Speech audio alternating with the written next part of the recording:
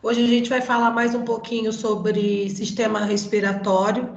Na verdade, hoje seria, né, uma aula prática, né, se a gente não tivesse nessa situação aqui, né, seria uma aula mesmo para a gente estar lá no laboratório, identificando os órgãos, as cavidades, mucosa,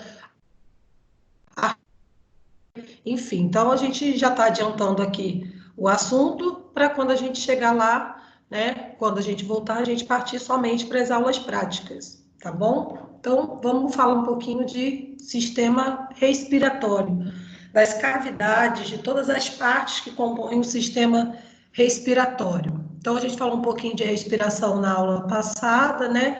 Da troca gasosa que é feita lá dentro dos meus alvéolos. Travou aí para vocês, gente, o slide?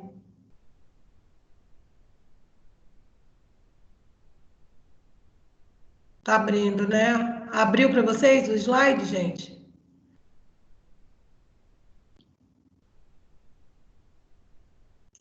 Pessoal,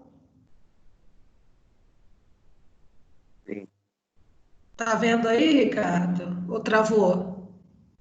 eu consigo ver no notebook, né? Vou ficar nos dois, né? Celular, mas abriu no notebook. Tá bom, Celular não então. abre. Então, tá bom. Isso mesmo. Quem não conseguir, abre a aula pelo AVO e vai acompanhando só ouvindo, tá? Se não der, se travar aí. Então, ó, nosso trato respiratório, inicialmente, ele é dividido em trato respiratório superior e inferior, né? E é bom a gente conhecer que tem algumas enfermidades que vão acometer só o trato superior ou ficando com maior gravidade, maior letalidade, quanto mais eu chegar onde? Até o pulmão, que é o meu trato respiratório inferior. Então, o meu trato respiratório superior é formado por quem? Cavidade nasal, faringe e laringe. Atravessou a laringe, cheguei na traqueia, temos o trato respiratório inferior, tá?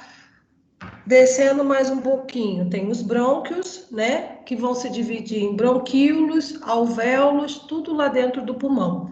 Então, quanto mais, gente, chegar perto dos alvéolos, que é aquele finalzinho ali da ramificação do pulmão, pior eu vou ter um quadro, seja ele de pneumonia, seja ele de uma alergia, seja ele de uma infecção viral, porque vai acometer os meus alvéolos. E a gente viu na aula passada que dentro dos meus alvéolos que eu tenho o quê? A troca gasosa, tá? Então, quanto mais inferior, quanto mais perto dos brônquios,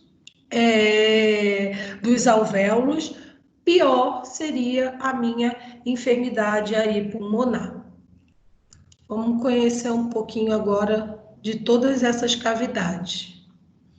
Tá? Gente, o que eu sugiro para vocês? Nós temos uma biblioteca virtual, né? No próprio site da Anhanguera, vocês têm vários livros, né? Vários atlas virtuais. Então, a gente já está quase no finalzinho da disciplina. Então, agora a gente tem que pegar a parte prática, né? Principalmente pegar o quê? Atlas. Começar a identificar as estruturas que a gente vai falando na aula nos atlas. Tá? Eu vou ver se eu pego, depois da aula eu vejo, né, o Sobota, que eu gosto muito, né, o D'Angelo Fatini também é um livro bom. Então eu vou ver o que está lá disponível e vou botar lá para vocês começarem a ver as estruturas anatômicas mesmo, tá? A gente já está conhecendo o que faz cada uma delas e vocês agora tentar praticar isso de alguma forma olhando num atlas, tá? Então isso é minha sugestão para a gente, quando chegar lá na prática, tá todo mundo alinhado, tá? Então, ó, eu tenho o nariz, né? O nariz é dividido na cavidade nasal e na cavidade oral, né? Descendo mais um pouquinho, eu tenho a primeira porção ali, quando vai bifurcar a faringe, depois a laringe, tá? A gente vai ver cada uma delas, tá, gente? A traqueia, e a traqueia vai se bifurcar para o pulmão direito e para o pulmão esquerdo, tá? Então, essa é a ordem das cavidades. Vamos falar de cada uma delas.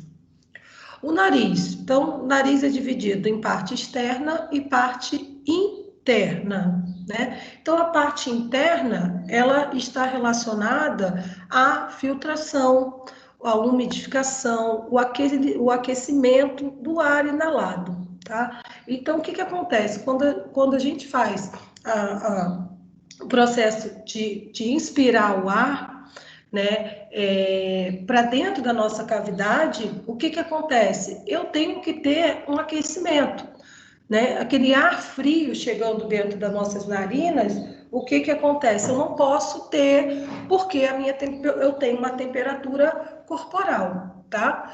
O principal é quando a gente tem a respiração, nós temos esses pelos no nariz, né? E esses pelos também são pelos que protegem, né? Além da temperatura, eles vão ser como se fosse um filtro para não entrar tantas impurezas no nosso trato respiratório. Tá? Já a parte externa consiste, né, na sustentação do osso, da cartilagem, né, da forma do nosso nariz, tá? Mas a função principal é, quando eu faço a inalação do ar, eu tenha essa filtração, essa umidificação e o aquecimento desse ar para o meu equilíbrio de temperatura.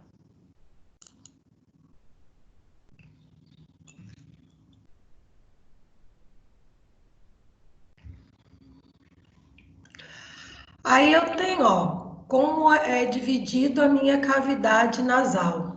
Primeiro, ó, eu tenho, acompanhei aí a figura, né? A gente vai ver isso lá no osso, né? Isso aí é uma cavidade que mostra, vamos supor, o arcabouço, né? O osso, então a gente vai ver lá no nosso laboratório.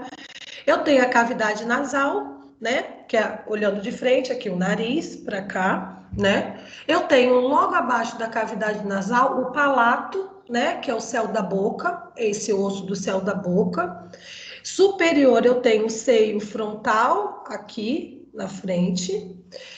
Atrás eu tenho o seio esfenoide, tá? Que é onde eu vou ter uma cartilagem ali dentro, né? Também de proteção, né? Quando esse ar entra ali, que é muito importante. A coana, que é atrás do septo nasal. Logo embaixo eu tenho a nasofaringe e a úvula, que é aquela que a nossa mãe falava, campainha aqui na garganta. A gente vai falar dela também, que ela também tem uma função.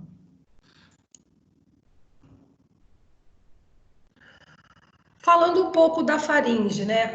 Essa pergunta vai estar lá, com certeza, na nossa prova, tá? Eu gosto muito dela, uma pergunta de concurso que diz, né? Qual dentro do sistema respiratório e do sistema digestório, qual é a estrutura do trato respiratório que se comunicam, né? Então, a faringe, ela proporciona tanto a passagem do alimento quanto a passagem do ar, né? Então, ela fica ali comunicante entre o sistema digestório e o sistema respiratório, tá?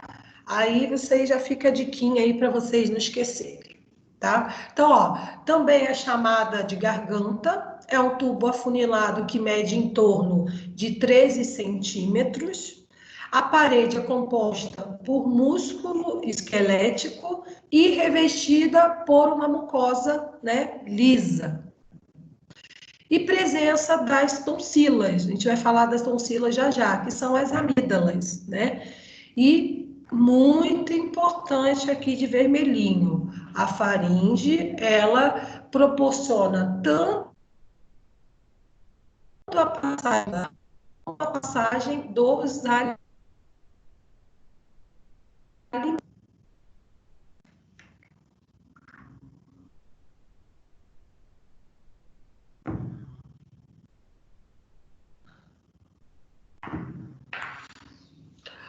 Aí, depois a gente vai ver na figura. Aí, gente, muito importante isso aí, mas muito importante mesmo. Nós temos as tonsilas, né? Tanto as palatinas, que ficam, ó, na parte superior da boca, né? Lateral e superior, onde tem o palato, que é esse osso do céu da boca, e tem as tonsilas linguais, tá? Então, as amígdalas, elas não, eu acho que eu já comentei isso aqui, as amígdalas, elas não servem para inflamar, tá? Elas são uma barreira de proteção de imensa importância do meu sistema imunológico, tá? Ela é um órgão linfóide secundário. O que que é isso? Ela faz parte do meu sistema imune, né? Então, ela produz umas células chamadas linfócitos, que são células de defesa. Então, tudo que vai entrar, né, pela cavidade oral, né, eu tenho a primeira barreira de proteção, que são as tonsilas.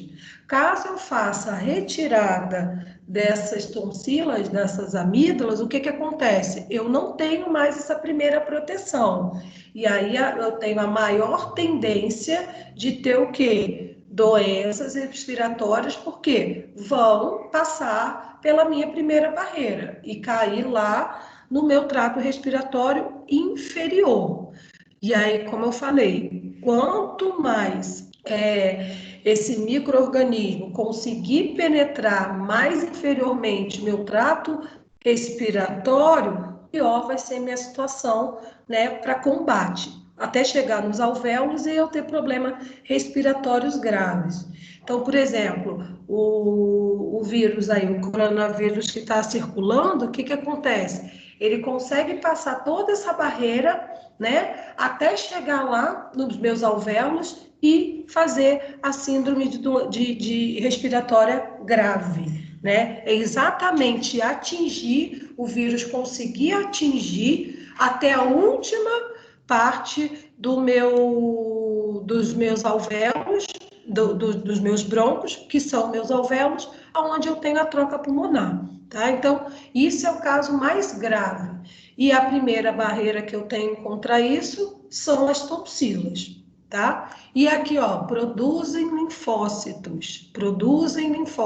Por quê? Os linfócitos são células do sistema imunológico de defesa, tá? Então,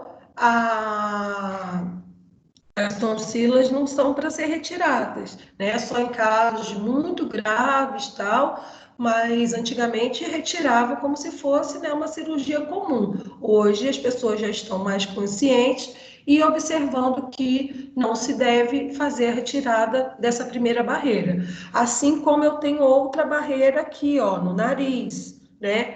Que são as adenoides, que funcionam da mesma maneira, tá? São células de defesa do sistema imunológico que protegem, ao invés da cavidade oral, a cavidade nasal, tá? Então, isso é muito importante, né? Principalmente quem tem filho pequeno que vai no médico, o médico, não, tem que tirar, não, tem muita dor de garganta. Não, funciona como órgão de defesa. A retirada tem que ser muito bem pensada de acordo com a enfermidade dessa criança. A úvula ali no desenho, né? É aquele campainha que os mais velhos falam, né? Que é um sinalizador de que algo está a passar pela nossa garganta e é a hora de fechar as vias respiratórias, para que não entre nem na cavidade oral, nem na traqueia. Ou seja, a válvula que se fecha para impedir que a comida chegue ao nariz ou faça com que nós engasguemos, né? Então a úvula ela está ali como um sinalizador, né? Para a nossa garganta, para quando a nossa via respiratória, né, tem que ser fechada, para essa cavidade nasal, nem na traqueia acontecer a reversão, né, dos alimentos. Então, é uma estrutura importante que fica ali, ó, no céu da boca, eu tenho o palato, e ela tá logo mais embaixo ali, ó, do lado direito e esquerdo, as tonsilas, né, que são as amígdalas, e as tonsilas linguais, que são também na língua, tá? É uma estrutura sinalizadora.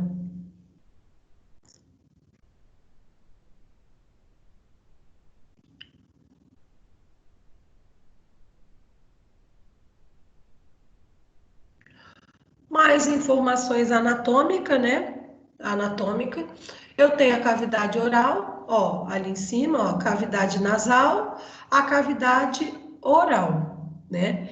E eu tenho a faringe, gente. E a faringe, ela se divide em 3 partes. A primeira porção, desculpa, a camada não, a primeira porção está mais perto da onde, ó? Da cavidade nasal.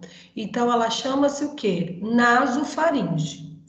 A parte intermediária, ela está mais perto da onde, ó? Cavidade oral. Então, eu tenho a orofaringe, tá? Oral, orofaringe. E eu tenho a região mais perto, né, que vai se comunicar com a laringe, eu chamo de hipofaringe, tá? E logo abaixo a faringe e a traqueia. Então, anatomicamente, a faringe, ela é dividida em 3 partes. A primeira, né, perto da cavidade nasal, nasofaringe, a porção intermediária perto da cavidade oral, orofaringe, e a parte que vai se comunicar com a laringe, temos a hipofaringe. Logo após, logo abaixo, né, laringe e traqueia.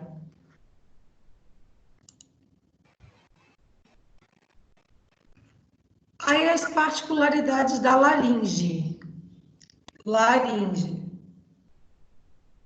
Lucas, quer falar alguma coisa? Não, não sei. Lucas, quer falar alguma coisa?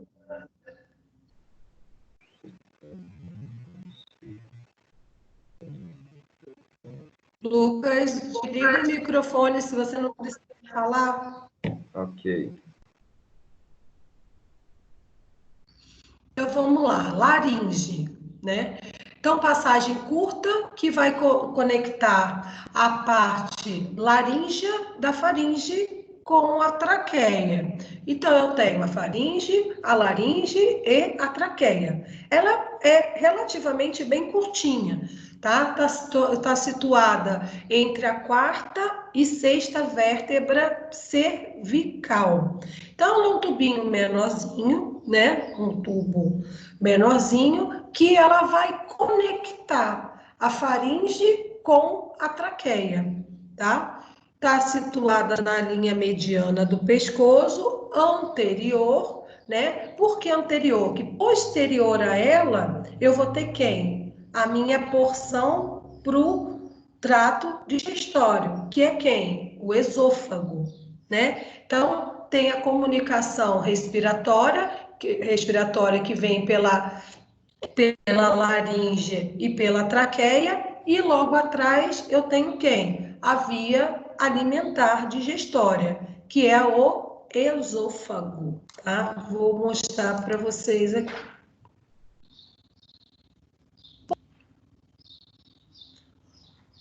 Aqui, gente, eu tenho a epiglote, essa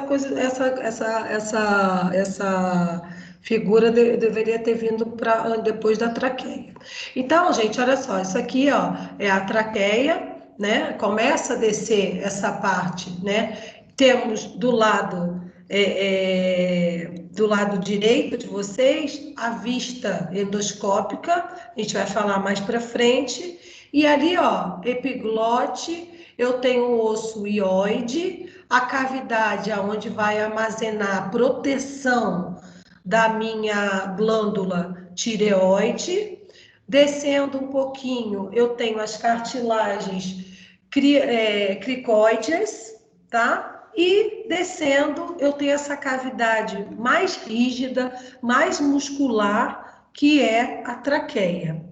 Aí, nessa vista anterior, né, a gente visto de frente, né? E aí a gente tem a vista endoscópica, que é quando eu vou fazer aquele procedimento de endoscopia, de como eu vou fazer essa entrada dessa cânula para chegar até o meu estômago, né? E lembrando que é para o outro lado, como eu vou fazer para fazer esse exame endoscópico. E vocês ainda vão ver em outras disciplinas, como é que a gente vai fazer essa endoscopia.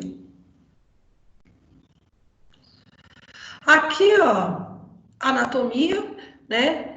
Lá, ó, vamos lá em cima, ó, os seios paranasais, recordando lá. Então, de frente, eu tenho o seio, né, na parte frontal, eu tenho o seio frontal. Na parte atrás da cavidade nasal, eu tenho os seios esfenoides, tá? O esfenoidal. O nariz, ó, dividido em cavidades, né? A faringe, que é o órgão ali, ó, comunicante, ó. Olha, presta atenção na laringe e na faringe, ó, onde está a setinha, ó. Eu tenho a faringe, que aqui ela vai se bifurcar, o que que vai acontecer? Eu vou descer o ar pela essa partezinha azul e atrás, ó, o que que vai acontecer, ó? Esôfago. Tá vendo? Então a faringe, ela vai aqui se bifurcar em laringe, sistema respiratório. Estava tão empolgada na figura que mexi. Então, ó, importante aqui, ó, faringe, tá? Para frente, partezinha azul aí, ó, eu vou ter a traqueia, né, descendo as cartilagens, a epiglote, descendo até a traqueia. E, ó, mais inferior, né, posterior, atrás, o que que acontece, ó? Vem o esôfago, que aí o esôfago vai fazer o quê? Seguir outro rumo. O rumo dele é chegar ao quê? O alimento chegar até o estômago. E aí já fica para vocês, gente, que o esôfago é um canal, né? Um canal com musculatura lisa, tá? E lá vai passar o alimento. Ao chegar esse alimento, né, no meu estômago, o esôfago ele vem, né? A gente tem os movimentos peristálticos gravitacional, né? Então tudo que desce, né, gravitacionalmente, desce até o estômago e, chegando lá, abre uma válvulazinha, chamada cárdia. Essa válvula abre, dispensa o alimento lá no meu estômago para começar o processo químico digestório, tá? Então, é assim que funciona. Quando há essa bifurcação, o alimento vai para o esôfago e o ar vai descendo ali pela laringe até chegar à traqueia e os pulmões, tá? Já o alimento, ele vai descer, né, por meio de movimentos peristálticos. Eu preciso de alguma força para aquele alimento descer, que a gente chama de movimentos peristálticos gravitacional, né, porque ele vai seguir o fluxo para baixo, e chegar lá quando chegar o alimento para o meu estômago, válvula cárdia abre, o alimento é dispensado dentro do estômago. E aí vai seguir o trâmite normal dele para o processamento químico, tá? Por que processamento químico, né? Nosso sistema digestório, nós quebramos moléculas, né, grandes que chegam lá em moléculas menores para processar, né, para enviar energia para todos os outros órgãos funcionar, tá? Então, nós somos organismos heterotróficos, né? Heterófagos. Nós somos capazes de produzir, através do que ingerimos, energia química para o nosso metabolismo funcionar, tá? De importante aqui, daqui a pouco a gente vai ver um por um, que isso é como se fosse uma linha prática. Oi, que susto! Tô no 12. Qual slide você tá? 12, Wesley. Tá acompanhando? Tá todo mundo no slide 12, gente? Pessoal? Sim. Se tiver... Sim, tá indo. Ah, então tá bom. Estão entendendo, gente? Ou tá difícil? Tá Pessoal? pra entender. Oi, Marleide. Tá dando para entender sim, professora. Ai, não sei quem foi na aula passada falou assim para mim: ah, não, tá tudo nó. É sim, entendam uma coisa, tá? Isso aqui eu estou dando uma pincelada para vocês, para a gente não chegar lá no anatômico, né, lá na peça e ficar bolado, né, boiando lá nas coisas, entendeu? Mas assim, gente, façam isso, peguem um atlas, eu vou sugerir lá para vocês. Agora a gente está na parte final, que é a parte prática e a aula que vem as partes das doenças. Então, assim, a gente conhecendo, né, dando nome aos burros, o que a gente vai falar? Quando chegar lá, eu só vou pincelar ali com os alfinetinhos, vocês já vão saber qual é a cavidade que eu estou falando. Então, fica mais fácil a gente agora visualizar, porque quando chegar, quando a gente voltar, se voltar ou quando voltar, de qualquer forma, a gente só vai para o laboratório, a gente não vai mais para a sala de aula. A gente vai pôr a mão na massa. Então, a gente tem que entender, entendeu? Essas estruturas. Aí eu já vou saber mais ou menos onde está. Eu sei que é frontal, eu sei que é posterior, tá? Outra coisa que eu vou dar aula para você, boa ideia. Eu vou pegar como é a primeira anatomia que vocês estão tendo, não sei, vocês estão tendo outra CMF? Vocês estão tendo outra disciplina de anatomia? Ou só a minha? De outro sistema? Hein, gente? Me respondam aqui, porque aí eu vou pensar num plano B sobre os planos anatômicos. Algum professor já deu aula para vocês sobre plano anatômico? Tem sobre o digestório, professora, sistema digestório, que é o Tá, túnel. Isaac, mas é o Túlio que está dando? Isso. Tá, mas deixa eu perguntar uma coisa de suma importância para a gente não perder o fio da meada. Vocês algum professor deu para vocês plano anatômico? O que é posterior, o que é mediano, o que é posição anatômica, o que é plano transversal? Já teve essa aula? Acho que não, professora. Não, então. Então, a próxima aula, quando a gente tem tempo, eu vou separar uns slidezinhos para quê? Para vocês entenderem o plano anatômico. Primeiro, eu tenho que entender a posição anatômica que eu vou analisar o cadáver, tá? Então, aquela posição anatômica. E aí, eu tenho que ser posterior, o que é posterior, atrás, o que é anterior, o que é na frente, o que é linha mediana, o que é linha sagital, porque são essas coordenadas, gente, que eu vou conseguir identificar o corpo humano, tá? Então, isso a gente dá lá na aula prática, mas já que a gente não teve, eu eu tenho essa aula, eu vou pegar na próxima aula, eu vou colocar um pedacinho desses planos, senão a gente, quando chegar lá no cadáver ou na peça, a gente não vai entender como começar a procurar essas estruturas, tá? Eu vou fazer isso na próxima aula. Foi até bom a gente ter esse feedback, tá?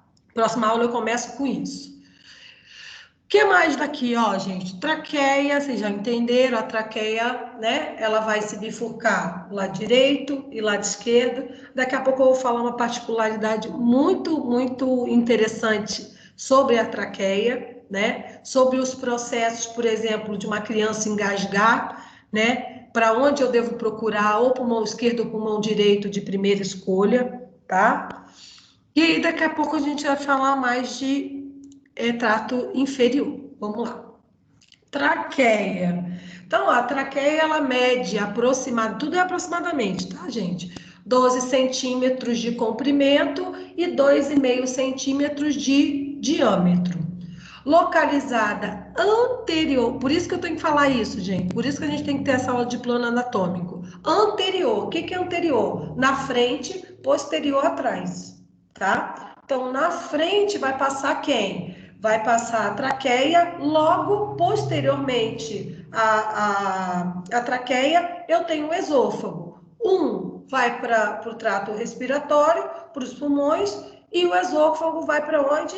Para o trato digestório, tá? Então, às vezes vai confundir uma pergunta, quem está anteriormente ao esôfago, né? A traqueia. Quem está posteriormente à traqueia? O esôfago, tá? Então, essas nomenclaturas têm que ser dadas sim, e foi ótimo que semana que vem eu vou fazer uma aula de planos anatômicos, senão a gente chega lá no cadáver e não sabe aonde começar a procurar, tá? E aí, aí vamos lá, vou começar a usar os termos. Aí, na parte inferior da traqueia, né, no finalzinho da traqueia, eu vou ter o quê? Divisão, né? Eu vou ter os brônquios, aquelas primeiras ramificações, para o lado direito e para o lado esquerdo, tá? Então, ao final da traqueia, eu tenho uma bifurcação. Um ramozinho para o lado direito, um ramozinho para o lado esquerdo, tá? Aqui, nossa traqueia, nossa traqueia. Agora, reparem aqui que depois eu vou fazer uma pegadinha com vocês. Reparem a traqueia, né? E a bifurcação, dos brônquios. Aí o brônquio esquerdo, né? Aqui, e o brônquio direito. Reparem a anatomia dos dois. Tá? Reparem, principalmente na figura 1, reparem a bifurcação, como é feita para o lado esquerdo e como é feita para o lado direito, tá? E aí, na segunda figura, a cartilagem, nós temos N cartilagens, né? É na região oral, até descendo até a laringe, a traqueia. E aí não precisam se ligar nesses broncos primários, secundários, nada disso, tá? Isso não é importante. O que vai acontecendo? Vai havendo ramificações, né, dos brônquios, né, de brônquios para bronquíolos, tal, vai diminuindo, até chegar lá naquela pontinha da minha árvore que tem os alvéolos, que é onde vai haver a troca gasosa, tá? Mas de antemão, gravem essa figura aí. Aí eu tenho a taquiostomia, todo mundo já deve ter ouvido falar, né? Que é quando acontece alguma obstrução, né? Nesse tubo respiratório que é a traqueia. Então, é um procedimento que não é feito em clínica, né?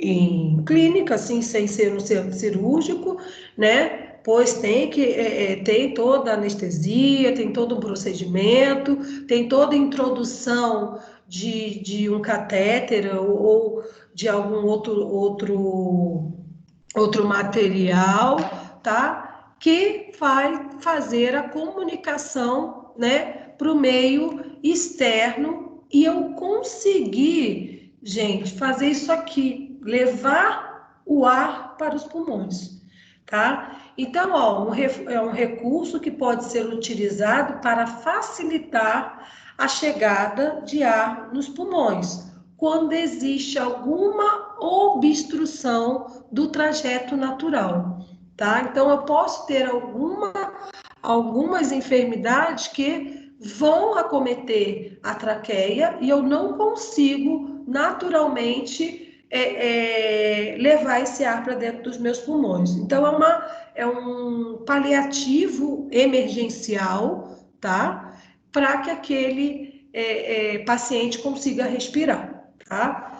Aí é feito cirurgicamente uma pequena abertura na traqueia, né? Aqui, descendo, e neste local é introduzido um tubo de metal ou uma cânula traqueal para facilitar a entrada do ar. Então, se eu pergunto lá para vocês sobre o procedimento de traqueostomia, é exatamente para quê? Eu conseguir, né, para esse paciente conseguir, né, levar ar para os pulmões, porque naturalmente esse trajeto pode sofrer obstrução. Então, esse é um procedimento cirúrgico, no qual eu vou introduzir alguma cânula traqueal ou um tubo para facilitar a entrada do ar nos pulmões, tá? Então, isso é um procedimento, tá? Para o paciente conseguir respirar melhor. Os brônquios, né? Aí vamos descendo, né? Estamos falando de traqueia, agora estamos começando a descer. Já estamos no trato respiratório o quê? Inferior. Traqueia, brônquios, bronquíolos, pulmão. Estou falando de quê? Trato respiratório inferior, tá? Volto a repetir. Quanto mais o meu micro-organismo, quanto mais o meu vírus, quanto mais minha bactéria consegue ir se disseminando no trato respiratório inferior, pior o meu prognóstico, tá? Chegou nos alvéolos, aí eu começo a ter problema, porque está intimamente ligado meus alvéolos a quê? A troca gasosa. E aí, se eu não faço a troca gasosa, eu tenho aqui uma descompensação do CO2 com O2, e aí que eu tenho as famosas síndromes respiratórias graves, tá? Então, vamos lá, os brônquios, principal direito, aí que vem a pergunta, ó, presta atenção. O brônquio, né, a ramificação direito é mais curto, mais vertical e mais largo do que o estreito. Penetram no pulmão e vão diminuindo de tamanho, vão ter as ramificações. E aí, gente, a gente fala sempre isso para ilustrar ludicamente os meus pulmões. O que acontece, ó? Quando ele está descendo ali, ele tem um aspecto do quê? De uma árvore, né? Virada ao contrário. E essas ramificações a gente chama, até alguns autores chamam de árvores brônquias, tá? Porque ela tem realmente um aspecto de árvore, ela vai se ramificando, né? Até nos seus finaizinhos a gente ter a estrutura chamada os alvéolos, tá? Então, essa é a parte direita.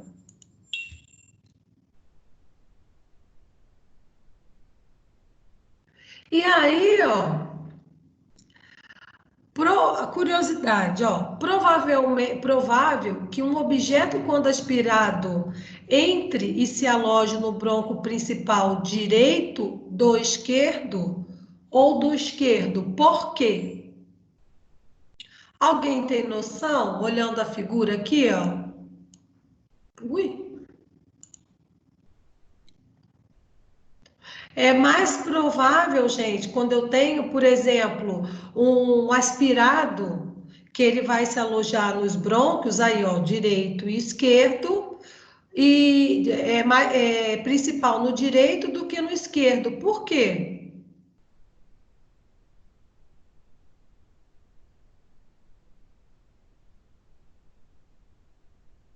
Hein, gente? Por quê? O que vocês acham, Porque ele é pessoal? mais largo, mais vertical. Não só por isso, né? É porque, na verdade, o bronco direito, posição anatômica, né? Lado direito e lado esquerdo, tá? E eu tenho esse lado direito ali, que ele é um pouco mais estreito, né? Sem bifurcação, e aí, quando ele for se ramificar ainda mais, ele não tem essa bifurcação do lado esquerdo, para um e para outro, tá? Então, ele não tem uma segunda via de passagem. Então, talvez o que acontece, o maior caso que a gente tem é exatamente deste lado ele conseguir ali obstruir o lado direito, tá? Isso anatomicamente, não é regra, tá, gente? Não é regra, mas é uma grande quantidade que eu tenha principal do direito do que essa bifurcação não existe, tá? Então, isso é uma curiosidade e vida que segue aqui. Continuando, gente, aquelas ramificaçõezinhas, né, da árvorezinha, lembrando que o sistema pulmonar, a gente lembra como se fosse uma árvore, e chega aos bronquíolos, né, ramificações ainda menores dos brônquios que vão penetrar no pulmão.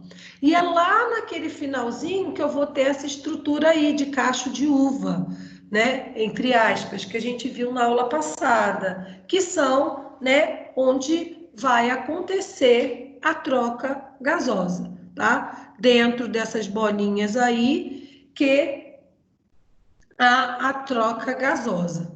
E aí eu tenho aquele líquido, né, que a gente vai falar de novo dele, para que ele serve aqui dentro desse nosso cachinho de uva, né, dos nossos alvéolos. Eu tenho o líquido surfactante, que nos ajudam nessa tensão superficial aqui dentro, para que eu consiga fazer essa troca, né, química dentro dos meus alvéolos, né, que é CO2 com o O2.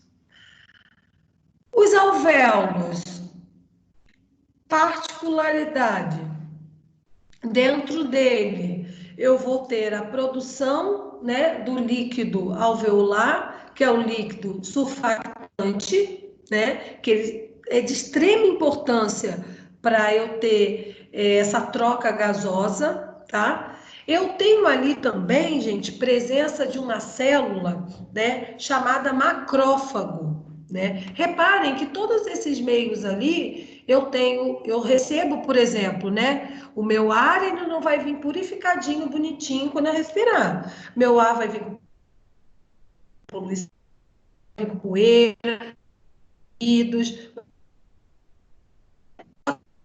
né? Então eu tenho que ter algumas Professora, coisas ali. travou aqui. Eu não Oi? escutei essa parte que você falou. Deu uma travada.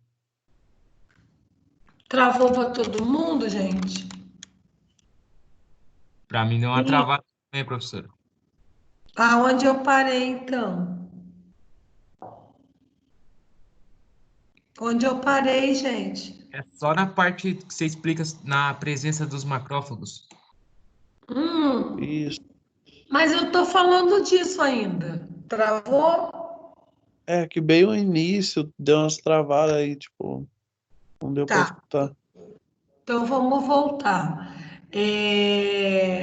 Lá dentro dos meus alvéolos, eu preciso de células do sistema imunológico, tá? Por quê? Tudo que eu vou respirar, gente, não vai vir purinho do meio, né? Do nosso meio. Vai vir com poluição, vai vir com poeira, vai vir com resíduo, né? Vai vir com tudo que não presta. Mas quando esse ar entrar e chegar nos meus pulmões, eu tenho células chamadas macrófagos, tá? Que são células do meu sistema imunológico. Então, não sei se vocês lembram daquele jogozinho que a gente antigamente jogava, aquele jogo come-come, né? Que ele vai lá e vai comendo as coisinhas. Os macrófagos são os nossos famosos come-come, né? Eles estão ali disponíveis porque quando eu tiver a inalação daquele ar, chegar lá nos meus chegar lá nos meus alvéolos, tudo que não presta, ele consegue fazer um processo chamado fagocitose. O que é a fagocitose? Ele vai lá, ó, engloba dentro dele e vai digerir, tá? Então, é uma espécie de células que vão fazer limpeza daquele ar que eu fiz a expiração, tá? Então, ele faz parte do meu sistema de defesa, ele faz parte do meu sistema imunológico e estão lá nos alvéolos a fim de quê? Que todo esse ar que eu venha para respirar chegue de extremamente puro naqueles meus alvéolos, tá? Então, gente, às vezes a gente fala assim, por que a poluição é tão maléfica? Por que assim, grandes exposições que a gente tem, né, principalmente de doenças ocupacionais, trabalhando com produtos químicos, o que acontece? Eu tenho um pouquinho dessas células ali, né? Eu tenho um pouquinho desses macrófagos tentando me ajudar para que esse ar venha purificado. Mas dependendo do tanto que eu estou exposto àquela situação, né, de respiração, os meus macrófagos não vão dar conta. Por isso que eu tenho várias doenças, inclusive doenças ocupacionais, né, com elementos químicos pesados, que eu não vou conseguir debelar. E aí, qual que é a tendência? Eles vão se acumulando nos meus pulmões, tá? Então, eu tenho essa possibilidade de defesa, mas não é uma coisa que ao longo tempo, um longo tempo de exposição, eu consiga fazer, né, um processo de contenção para esse ar seja purificado, tá? Então, por isso vai acontecer, sim, algumas doenças graves e, às vezes, eu não consigo debelar e eu tenho a necrose daquela parte pulmonar, tá? Mas isso é a última aula lá sobre doenças. É isso que acontece com fumante? Fumante, quem está muito exposto a produtos químicos de grandes indústrias, isso aí tudo a gente vai falar na última aula. O que vai acontecer? Mas o princípio é esse mesmo. O que vai acontecendo? Minhas células de defesa não vão conseguir purificar esse ar, né? Então, automaticamente, se eu não consigo purificar esse ar, o que vai acontecer? Depósito. E aí que começam os problemas. Tá, Isaac? Beleza, professor. Aqui, ó. E a última aula nossa é só de doenças. Aí eu, inclusive, gente, queria que vocês trouxessem para nós os trabalhos que vocês fizeram, porque a gente vai ter tempo na última aula da gente discutir o trabalho de doenças que vocês me enviaram. Depois eu vou combinar com as meninas, as representantes, para a gente terminar a última aula, não é a próxima, não, a última, sobre as doenças, que é só falar de doenças, e aí vocês trazerem o que vocês pesquisaram, né, para enriquecer a aula nesse bate-papo, discussão, tá bom? Eu vou propor isso às meninas. O surfactante, né, voltando a ele, ó, ele é composto por uma combinação de fosfolipídios, lipídios neutros e proteína, né? Então, ele é um líquido ali e que a função dele é diminuir a tensão superficial. O que significa isso, né? Sempre eu falo para vocês, eu não posso ter uma estrutura rígida para fazer principalmente trocas, reações químicas. Então, esse líquido, primeiro, que tudo que está naquele líquido ali, ó, fosfolipídio, proteína, lipídio, o que eu preciso? Eu vou precisar disso ali, principalmente para ali, ó, fosfolipídio, produção de energia, produção de ATP. Meu alvéolo também não vai trabalhar de graça. Ele precisa do ATP, da moeda energética para funcionar, tá? Do seu combustível lá para funcionar. Então, ele está ali nessa importância de função. E segundo, porque eu quero, ó, como ele é um líquido, eu tenho estrutura ali, ó, mais maleável para ver essa troca do CO2 do O2 para o CO2, e aí eu ter depois enviar, né, para o coração e para o resto do meu corpo, tá? Então, essa é a função dele. Quando eu falo de fosfolipídio, quando eu falo de lipídio e proteína, eu falo principalmente aqui. Meus alvéolos têm que trabalhar. Quando eu falo de fósforo, gente, sempre quando eu falo de fósforo, qual é a formação do ATP, que é a nossa moeda energética? Adenosina trifosfato. Então, eu preciso sempre desse fosfato para gerar energia lá naquele, seja ele qual órgão for, para eu ter o quê? Uma execução de função, tá? Então, é muito importante eu ter energia para o meu organismo funcionar, tá? E aí, ó, função e produção do surfactante, ele vai, ó, diminuir a tensão superficial, ó, lá dentro, ó, tá vendo o líquidozinho azul aqui, ó, do ladinho direito? Eu tenho o líquido ali, ó, que ele fica revestindo, né,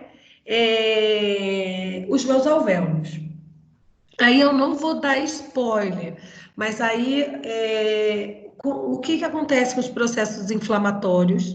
O que que acontece com as pneumonias? O que que vai acontecer? Eu tenho, gente, acúmulo de secreções, tá? Aí dentro. Então, esse é o problema. Conforme o avanço, uma coisa, gente, por exemplo, nem todo mundo morre de pneumonia, tá? Nem todo mundo morre de pneumonia, né? Depende do que? Eu tenho milhões de estruturas dessas dentro do meu pulmão, certo? Só que depende de quanto eu vou acometer dessas estruturas, ok? Então, depende de quanto eu vou acometer dessas estruturas. Se eu acometo muito desses meus brônquios, dos meus alvéolos, o que que eu vou fazer? Aquela secreção não vai permitir que haja essa troca gasosa. E aí que é o problema que eu vou ter? Falta de ar, primeiramente. E aí vai se estendendo com a síndrome respiratória grave, né? O que é síndrome respiratória grave? É quanto mais eu vou acometer esses alvéolos. Eu não tenho a troca gasosa, eu não tenho respiração. É bem simples de entender. Então, se aí dentro isso aqui não esteja funcionando bonitinho assim, com líquido surfactante, chegando à presença de CO2, a troca gasosa por O2, energia sendo produzida, quando eu tenho um descontrole disso aí, por uma secreção viral, uma infecção viral ou bacteriana, isso aí não funciona. Aí ele fica o quê? Inativo, eu não faço a troca gasosa. Então, é basicamente assim que todas as doenças respiratórias, seja elas virais, seja ela alérgica, seja ela bacteriana, vão acometer o ser humano, tá?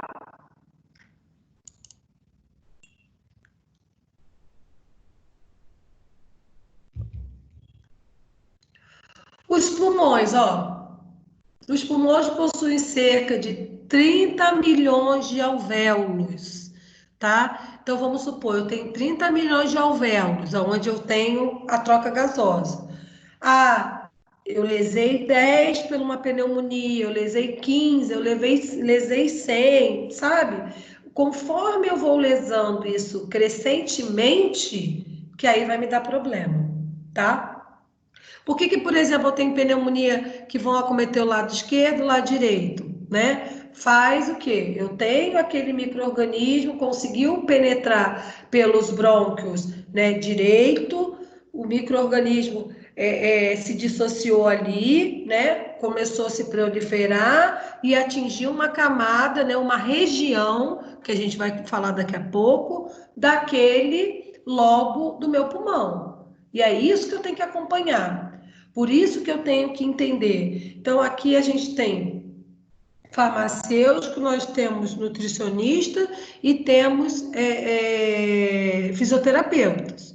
Principalmente, a farmácia tem que saber como lidar, né, da área medicamentosa para a gente tratar essas enfermidades, né? E aí tem um grande leque, né? Se é viral, se é bacteriano, tal. E a parte da fisioterapia, que tem que se aprofundar isso, gente, principalmente a fisioterapia, porque vocês vão trabalhar com pacientes que precisam fazer o quê? A fisioterapia respiratória, né? O controle. Então, eu tenho que saber que isso existe, eu tenho que saber como tratar isso, tá? Então, eu tenho que estar ligada a essas informações, tá? Mas eu sempre brinco assim, gente, olha, nutricionista, fisioterapeuta, enfermeiro, todo mundo, tá? Todos nós da área de saúde, nós temos que saber ler um hemograma e temos que saber, pelo menos, visualizar um pouquinho de sistema respiratório, tá? porque várias enfermidades vão acometer. E aí o nutricionista, né, também podem me ajudar aí, nutricionista. Por quê? O nutricionista, por exemplo, na minha cabeça aqui pensando agora, ele vai atuar como? Lá dentro do hospital, aquele paciente acamado, por exemplo, né? Como vai ser a alimentação desse paciente, né? São coisas, é por isso que eu estou falando, a saúde é multidisciplinar, tá? Por isso que a gente tem, assim, essas disciplinas, às vezes vocês podem achar chato, né? Ai, de misturar curso, de ficar turma grande e tal, mas é bom, porque cada um vê uma vertente diferente para a área que escolheram, tá? Então, cada um tem o seu papel. E, de repente, lá ao final, já tive outra ideia aqui, para a gente fechar com chave de ouro, na teoria, é a gente avaliar essas doenças e avaliar o papel de cada um de vocês. Quem é da nutrição, quem é da fisioterapia e quem é da farmácia naquela enfermidade X. De repente, fica assim um trabalho mais amplo que a gente consiga se conectar multidisciplinarmente, tá? Vou pensar nisso aqui. Adoro quando eu vou tendo mais ideias assim, porque a gente fecha com chave de ouro mesmo nesse momento nosso aí adverso. Mas eu vou pensar e vou passar para vocês. Tá? Então, voltando aqui, ó. Então, a área de superfície em torno de 70 metros quadrados para troca gasosa, né?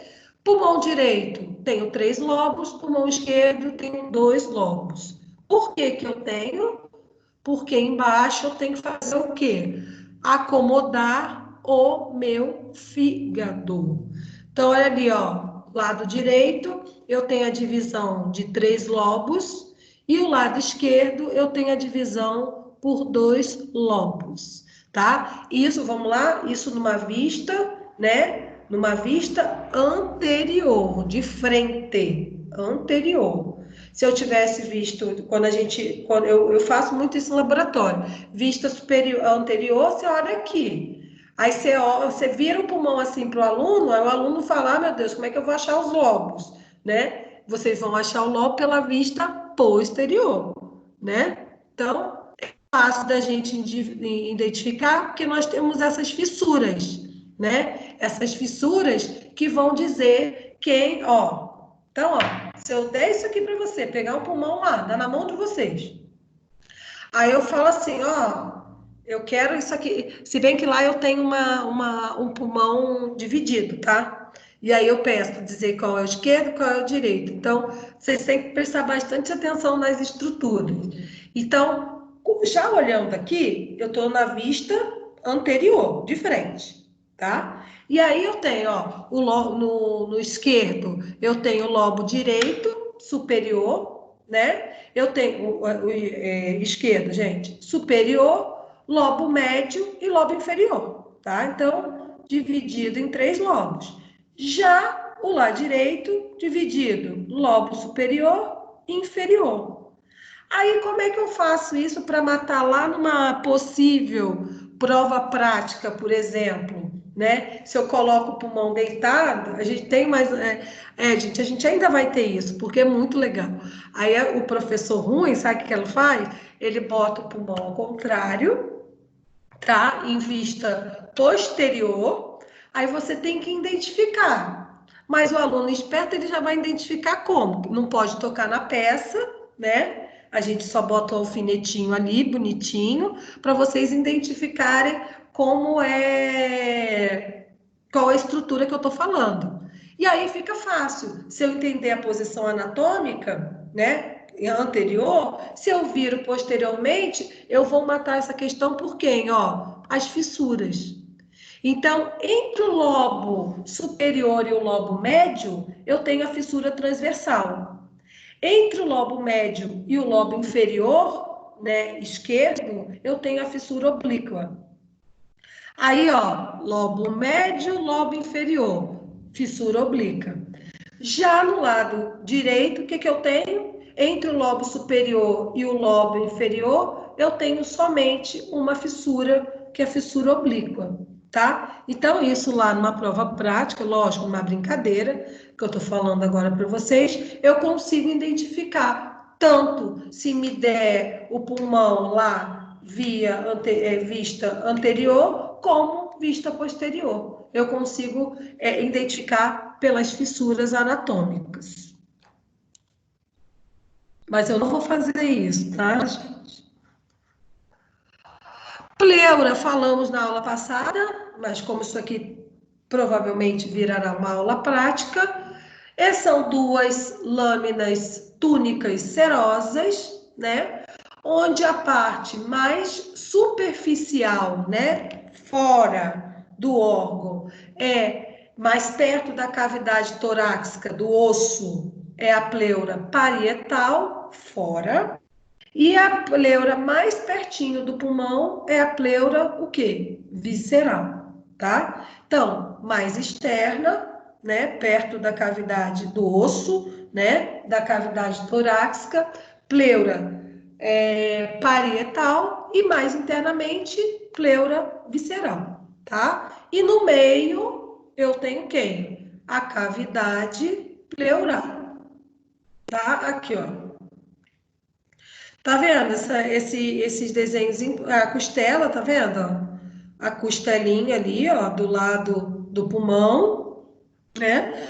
Mais externamente eu tenho a pleura parietal, mais internamente, revestindo já o pulmão, eu tenho a pleura visceral e ao meiozinho dessa cavidade eu tenho a cavidade pleural. Tá? Já falamos isso na aula passada, não vou me estender, que foi até um exercício que a gente fez em aula, né? Pneumotórax, cavidade, né? Vai entrar o ar e cavidade é onde entra sangue ou pus, geralmente por infecção, pus com infecção bacteriana, por exemplo, eu tenho a chamada hemotórax.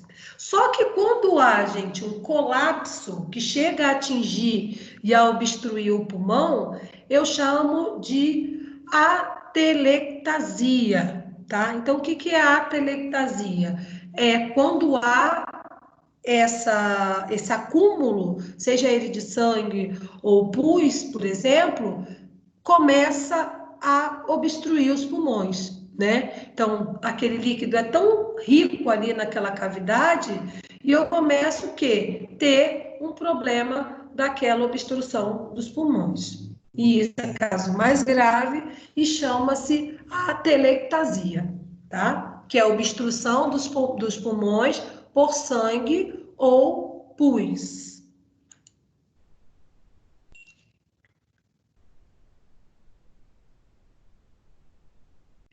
E aí, aqui também, gente, quando eu tenho, né, esse derramamento por algum líquido nessa cavidade pleural, né, vocês entendam uma coisa, se eu tenho um líquido, né, eu tenho uma dificuldade do quê? De eu fazer o processo de quê? De respiração, tá? E aí, essas enfermidades, gente, causam uma dor, porque quando eu estou fazendo aquele processo de expansão, eu tenho ali também terminais nervosas relacionadas à dor, né? Primeiro eu tenho a dor de quê? Da expansão, né? E essa expansão, ela pode estimular essas raízes nervosas que causam aquela dor no peito, aquela dor torácica, né? Então, primeiro eu tenho a pressão daquele líquido dentro daquela cavidade, né? Aquela pressão daquele líquido dentro daquela cavidade, que vai ficar ali em fluxo, né? E automaticamente eu tenho o quê? Toda aquela região eu tenho sensações neuronais. Então, pode estimular essas raízes nervosas e eu ter um processo de dor torácica. E aí, as pessoas muitas vezes se confundem com infarto, né? Já aquela dor no peito, aquela dor, não consegue identificar que é uma crise respiratória e confundem também com uma relação de infarto. Ai, desculpa, gente. Relação de infarto.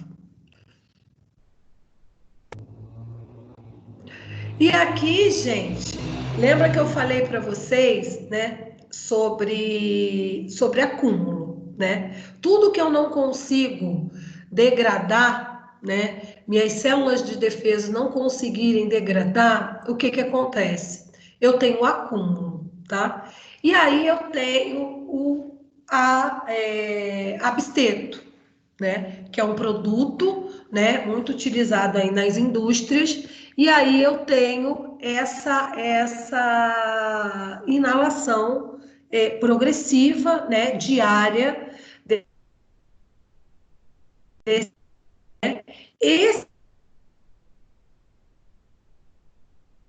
cedo, né? Nas células de epitélio, né? Que são células de proteção, que é a roxinha, né? Que são células de Licença, proteção.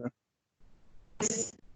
Deu umas travadas aqui de Ah, meu novo. Deus. Tá travando, professora. Tá travando, meu. Tá travando ainda. Estão em que slide, gente? Tudo que você falou agora. Vocês estão em... Hã? 29. Só que tá Então, eu travando. estou no 29. Tá travando sua Vocês voz. preferem que eu... Tá A travando. minha voz? Isso.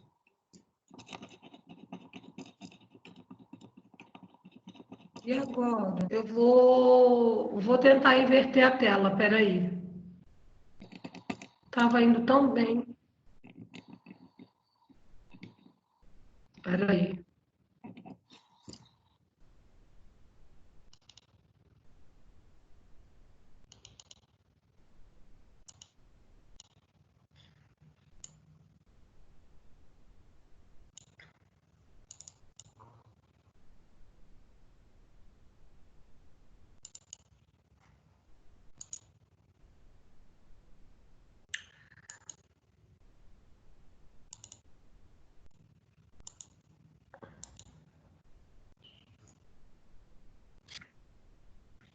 Estão vendo, gente? Não. Não,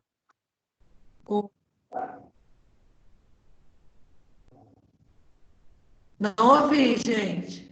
Não. não, É. tá tudo escuro. Vê se agora que está abrindo.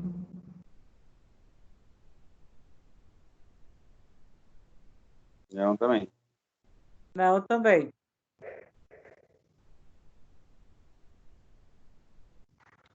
Ai, gente, e agora?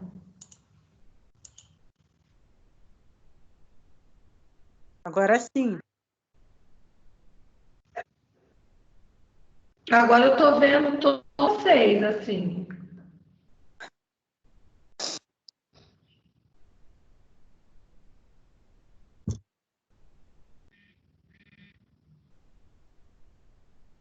Pra mim não apareceu nada. Atualizar essa tela. Não tá aparecendo nada. Tela preta só. Tá com o nome de vocês ali ou tá preta? Espera aí que eu vou tentar abaixar de novo. Vocês estão me ouvindo, pelo menos? Já estou ouvindo. Tá. Então vamos voltar aqui.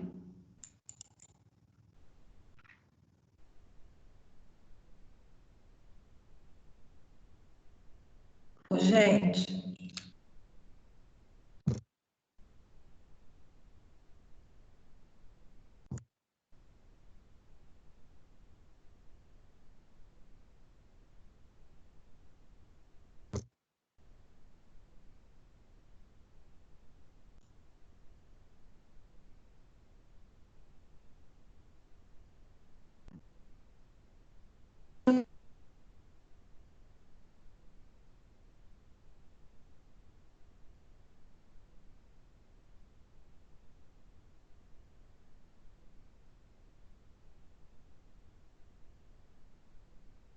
pessoal, Oi. Eu vou dar um intervalinho para vocês de 5 minutos. Vão lá beber o café que eu vou reiniciar aqui minha internet, tá bom? Ó, Beleza, professora. Ok.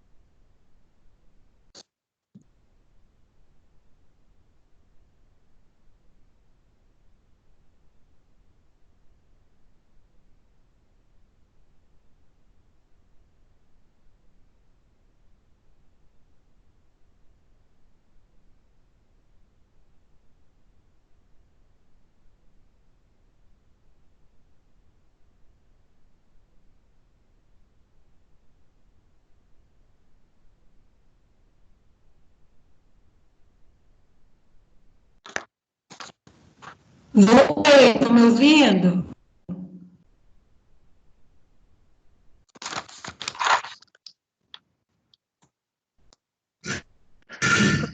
Tô ouvindo, professor. Amém, Senhor. Vamos lá. Vou voltar onde a gente está. É segunda e sexta o problema. Acontece. Sexta-feira, então, parece que. Nossa.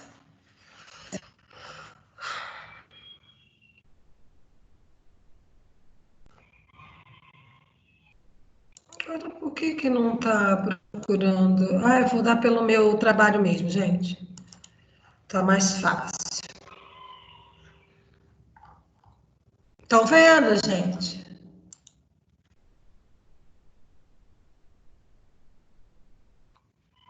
Estão vendo, pessoal? Eu tô, Sim. professor. Dá para continuar? Todo mundo ok aí? Ok. Então vamos lá. Tá, então como eu parei aqui, né? Eu falei para vocês como alguma, não sei se alguém fez o trabalho, eu acho que ninguém fez sobre doenças ocupacionais, né? E aí, o que que acontece?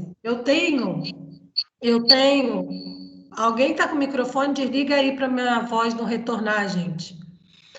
Eu tenho umas células, né, um tecido chamado tecido mesotelial, que ele está lá, ó, em volta do meu pulmão, mas conforme eu tenho alguma mutação por algum produto químico, que aí está dando, por exemplo, a exposição ao asbesto, né, que é de uma indústria, né, então isso acontece em doenças ocupacionais com muita exposição, né? Um longo período de exposição, né? Prolongado. O que acontece? Olha o que vai acontecer com o meu pulmão. Eu começo a calcificar esse meu pulmão de uma tal forma por esse produto aí, e eu tenho automaticamente o quê? A perda dessa função pulmonar, né? Que leva à morte mesmo, já se matou muitos trabalhadores, né? Inclusive, nós vamos discutir sobre essa doença lá na nossa última aula, que é por inalação, por grande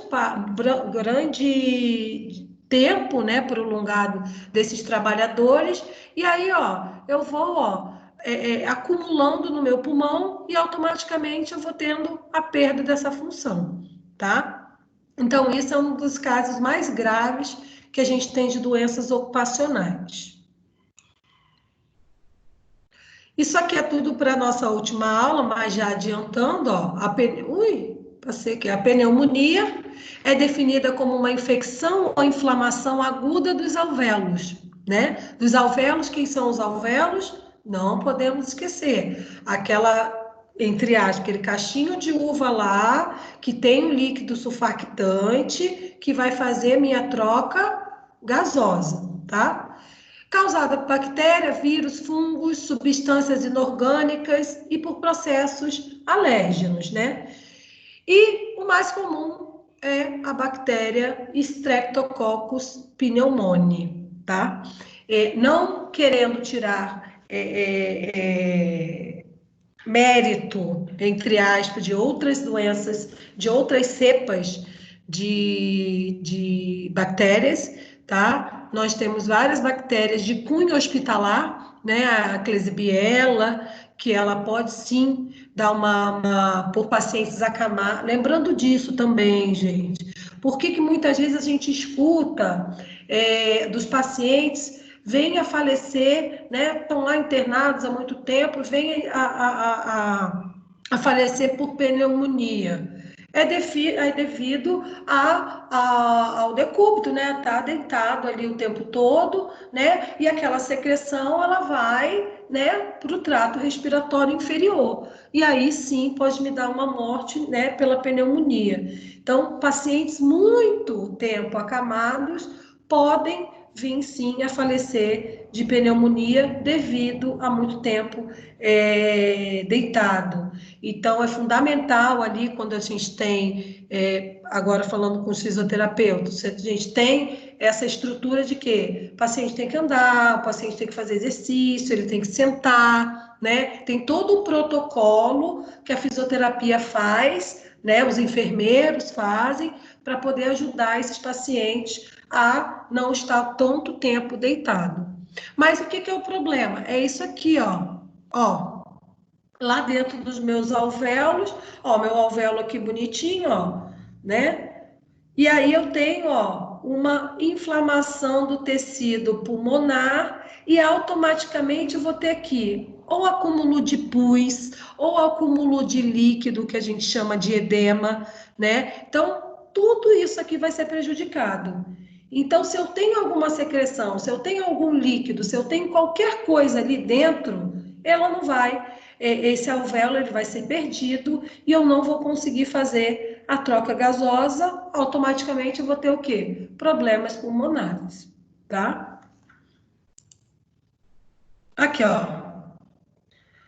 Os bronquíolos, chegou aqui, ó.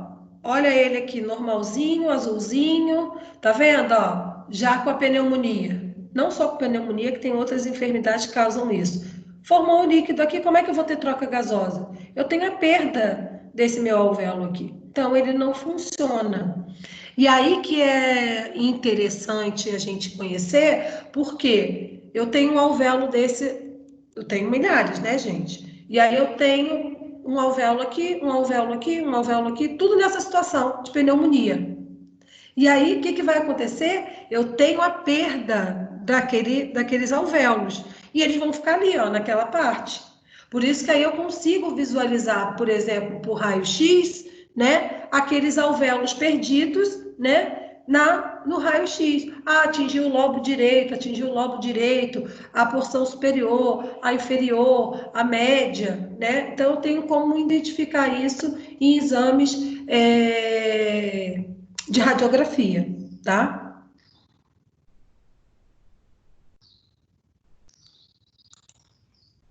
E aqui, ó, gente, nós vamos estudar lá, não se assustem com os nomes, tá? O sistema muscular da respiração. Então, eu tenho alguns músculos, né, que vão me ajudar o quê?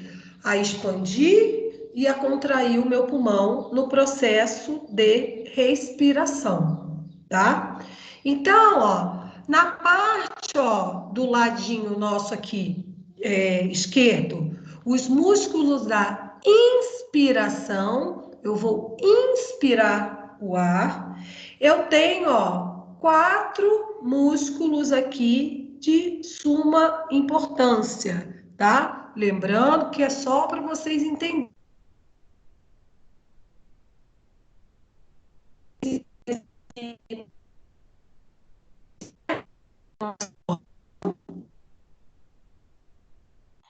Voltou a travar aqui, professor.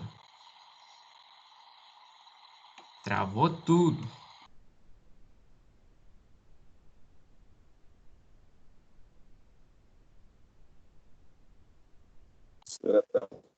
Vocês estão me ouvindo, gente? Vocês estão me vendo? Agora voltou. Então, gente, eu peço um pouquinho de paciência, porque às vezes trava para um, não trava para outro, aí depende um pouco da internet. Quando travar para todo mundo aí, vocês começam a gritar. O meu também tá bom. Vou voltar lá para a aula. Espera aí.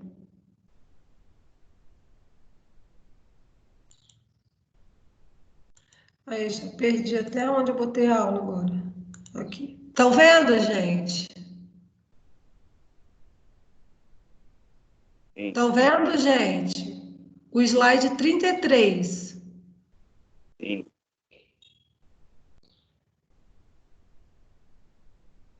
Então, vamos lá. Eu tenho os músculos que vão trabalhar para fazer o processo de inspiração. E aí eu tenho o esternocleidomastoide, os músculos escalenos, os intercostais externos e o diafragma, tá? E para expiração, eu vou ter os intercostais internos, o oblíquo externo, o oblíquo interno e o transverso do abdômen ou o reto, ou não, e o reto do abdômen, tá? Isso aqui só para explicação, a gente vai ver isso mais para frente. Mas então eu tenho, o que eu quero que vocês entendam? Eu tenho uma parte muscular, né? São músculos que revestem a minha cavidade torácica, né? Que envolve os meus pulmões, e esses músculos vão participar do movimento de inspiração e de expiração, tá? Então eu tenho músculos que vão fazer esse processo. Inspiração, ó, o diafragma, ó, que lindo, ó, embaixo, tá vendo? O diafragma é a parte muscular mais importante, tá? Ele que vai ser o suporte, né, desses 2 pulmões para expirar e expirar, tá? Lembrando, quando eu tenho a expiração, o diafragma vai contrair.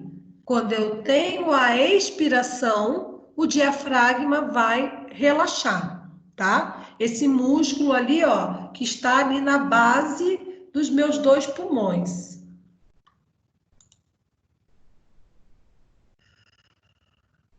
Aí eu tenho, gente, a pressão que exerce do meu pulmão, minha pressão atmosférica do que entra para minha pressão alveolar, lá dentro dos meus alvéolos, tá?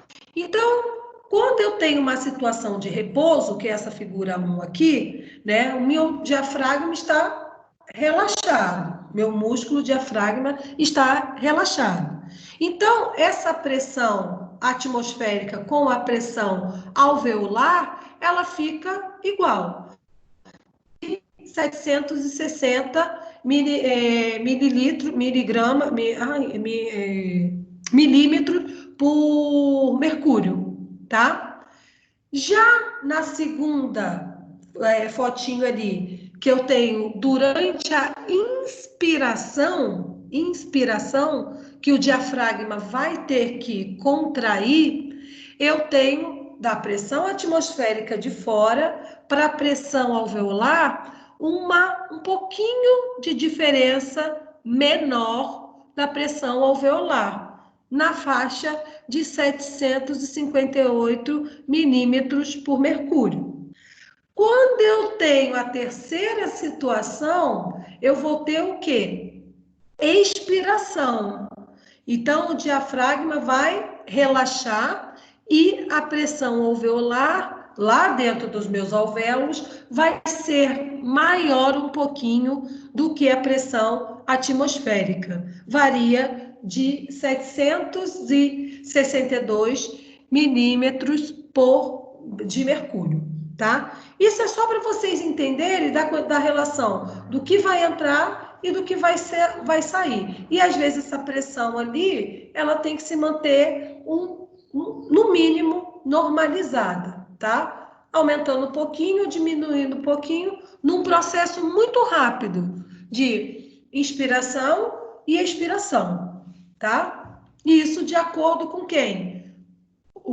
A função do meu músculo diafragma, ou se ele vai se contrair, ou se ele vai relaxar.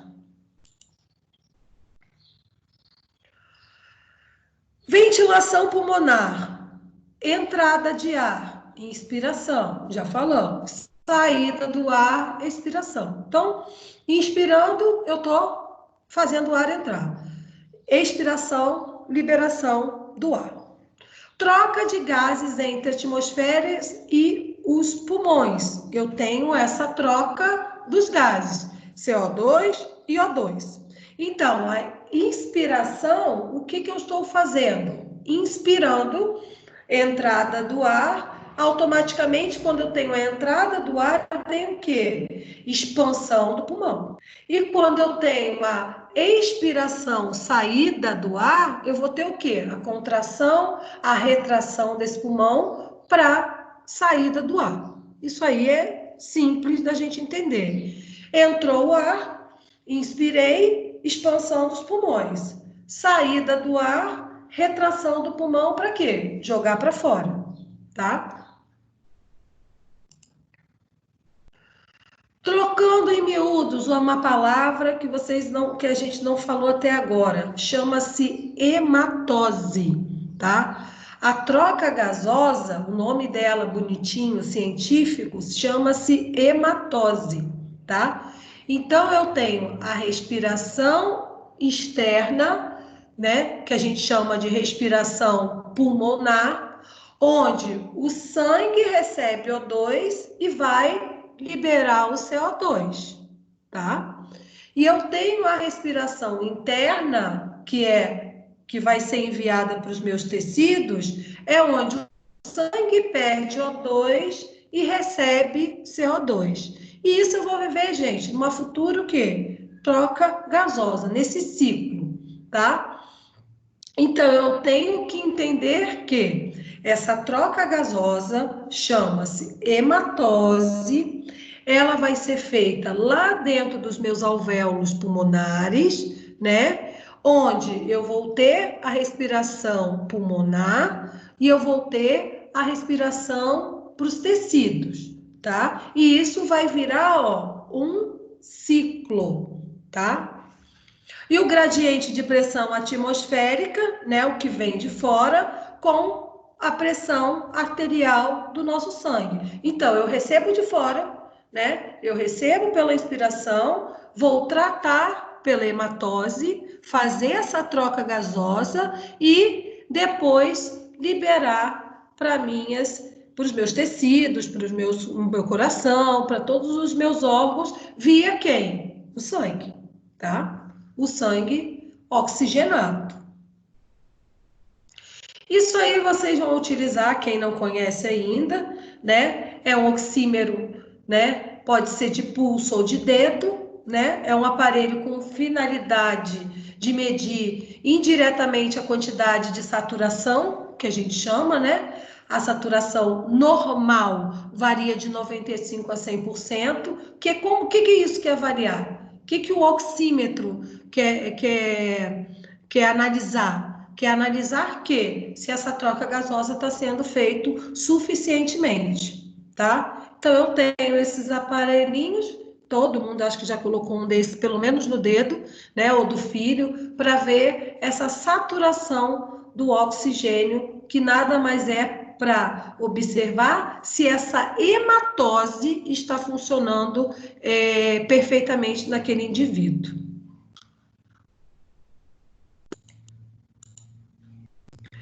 E aí, gente, mas como é feita a respiração? Como é que eu começo a respirar, né? É um processo natural, isso e aquilo, mas alguém tem que mandar. Alguém tem que mandar eu ter esse controle, né? Respiratório, inspiração, respiração. Então, eu tenho sim um grupo de neurônios, né, especializados que estão localizados lá no meu tronco cerebral, tá? Então, lá no meu tronco cerebral, aqui, ó, eu tenho, né, 3 áreas localizadas lá no meu tronco encefálico, que chama-se centro respiratório. O que é o centro respiratório? Ele que vai definir ali, ó, o fluxo, né, o ritmo, né, a expansão, a diminuição do pulmão, tá? Então, tenho 3 dessas áreas que a gente vai falar mais aula que vem, que são a área que dá ritmo, né? Medular no bulbo, né? Lembrando lá da nossa primeira aula, como é dividido o meu tronco encefálico, né? Porção que me interessa agora é a medula e o bulbo, que é a porção média e inferior. E lá está esse grupo de neurônio, tá? A área pneumostática, que vai regularizar o quê? A minha expansão do pulmão, a minha contração do pulmão, tá? E a área pneustática, que vai regularizar o quê? Além do ritmo, junto com a expansão do pulmão, né? A quantidade do que eu vou levar lá para os meus alvéolos e também essa troca para o meu organismo. Tá? Então, nada funciona do nada. Para mim, para ter esse controle meu respiratório, eu tenho esse grupo de neurônios que estão presentes lá no meu tronco encefálico, no qual cada áreazinha dessa vai fornecer uma condição para que eu tenha esse fluxo respiratório adequado, tá? Então, tá aqui, ó, eu tenho, ó, aqui no tronco encefálico, ó, no bulbo, tá vendo? Aqui essa parte inferior, tá? E eu também tenho outras atividades, tá vendo? No bulbo, né? Lembra que eu tenho aquelas ramificações que a gente viu lá dos meus nervos cranianos e espinhais? Lá, ó, tá vendo, ó? Aceleração da frequência cardíaca, tá? Tudo relacionado, tá? A alguma função vital, inclusive o nosso centro respiratório, tá? E aqui, gente, eu coloquei para vocês, ó, para vocês fazerem em casa, tá? Parte anatômica, tá? Ó, para vocês lembrarem um pouquinho das estruturas, tá? Dos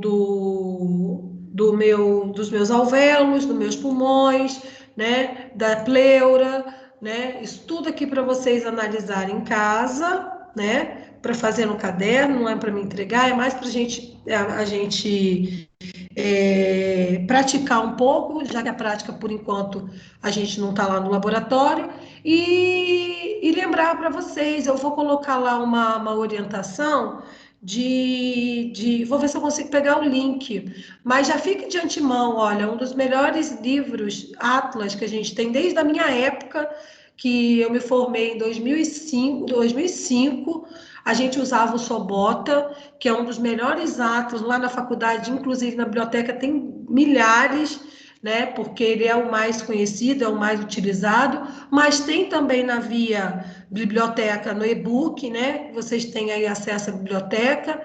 Então a gente já está chegando no fim que a gente tem que lembrar das estruturas, a gente tem que ver as estruturas, e melhor seria um atlas, tá? E aí eu vou colocar lá, chama-se Sobota. Se eu conseguir o link, eu coloco lá para vocês, mas vamos praticar de alguma forma. Não é porque a gente não está lá no laboratório, por exemplo, que a gente não possa praticar um pouquinho essa anatomia, tá? Para quando chegar lá, mais cedo ou mais tarde, a gente colocar a mão na massa e identificar lá nas peças, nos cadáveres ou nas peças molhadas, né? Que são os cadáveres, ou nas peças sintéticas, a gente conseguir ilustrar o que a gente está vendo aqui via online. Tá bom? Professora, qual sessão que tá essa aula aí? Que você vai colocar essa aula? Já está postada lá na 4.2. Tá bom, obrigado. 4.2 já está lá, tá bom? Tá, joia. Obrigado. Gente, alguma dúvida?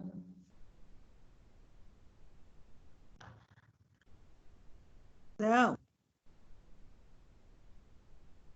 Alguma dúvida, Marleide, Nívia, Natasha, Ricardo, Tabata, Wesley, Ana, Daiane, Isaac?